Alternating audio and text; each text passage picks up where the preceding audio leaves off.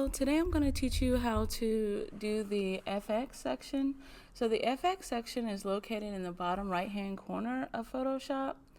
I'm just going to go ahead and click on this layer. And you have a couple of different options, including blending. So I'm just going to go down these quickly. So bevel and emboss helps to either raise the image or can deepen the image. Okay. And this will add like kind of definition to your artwork here. Okay. Those are all here. There's a couple different options, up and down. You have to make sure you are adjusting the size and the depth as you do adjust these here, and as well as the modes at the bottom if it's not quite showing up.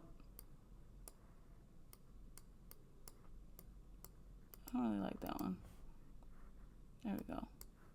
Okay. All right, so that's the emboss section.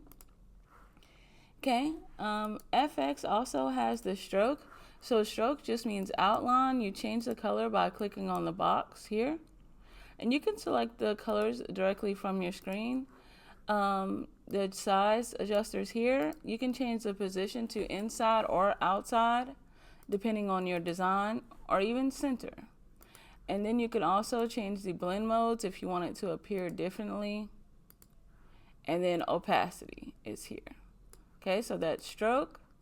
Up next, you have the inner shadow. So the inner shadow, I'm going to change it to white so you can actually see what it does here. And the inner shadow will kind of have the same outcome as the embossed, but it can make like a little frosted look here. Then you have satin. So satin kind of adjusts the overall view of your artwork, and you can adjust the opacity here and then the size here as well, just depending on how you want your artwork to look. Okay. Then we have the color overlay. Color overlay can be used if you can't quite cut something out or you want it to be a different color. Color overlay is here, and you can change the opacity of it, like if you wanted to just have it a little bit of that color. Okay. And then gradient overlay is the same, but you can actually just have it fade. Okay, so if you like the shape of something, opacity's here, which is how dark it is. And then you can also change the style of gradient and the angle. Okay, here. Then you have the pattern overlay. So for this one, I would suggest uploading your own pattern, but there are a few patterns uploaded here.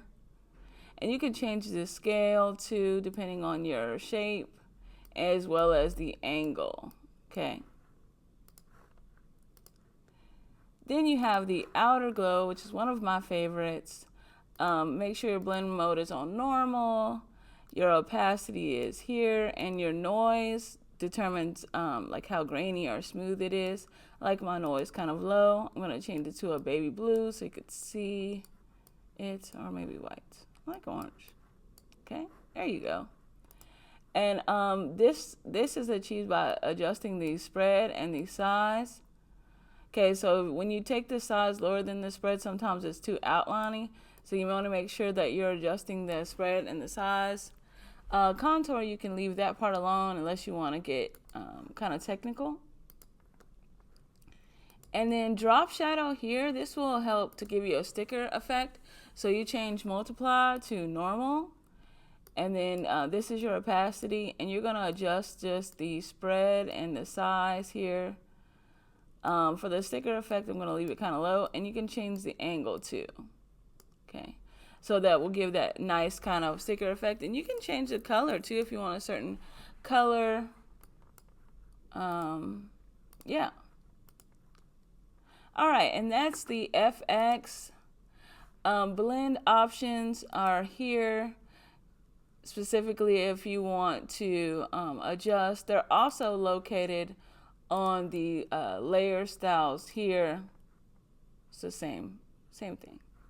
Okay, so hopefully this helps adding some different definitions and using some different tools. Again, this was the FX button at the bottom. Thank you.